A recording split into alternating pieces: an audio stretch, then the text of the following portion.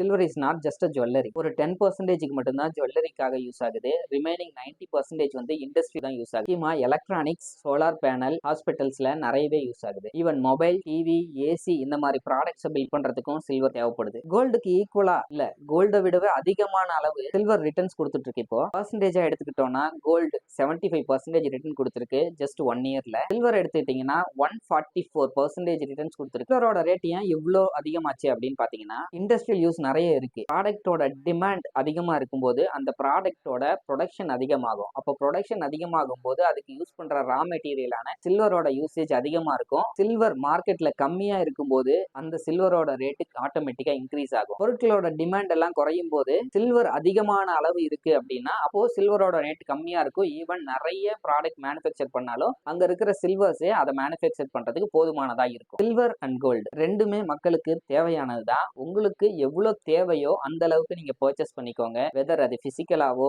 இல்ல ETF ஆவோ இல்ல பீஸாவோ இல்ல ஸ்டாக்ஸாவோ நீங்க வாங்கி வச்சுக்கலாம். உங்களோட தேவைக்கு அதிகமா இருக்குன்னா அப்போ அதுல உங்க மணி லாக் ஆயிடும். அதனால நீங்க அதை நல்ல ஒரு இன்வெஸ்ட்மெண்ட்ல மூவ் பண்ணி வைக்கிறது ரொம்பவே நல்லது. அப்புறம் வீடியோ பார்த்துட்டு ரெஸ்ட் எடுங்க. நாளைக்கு பார்க்கலாம்.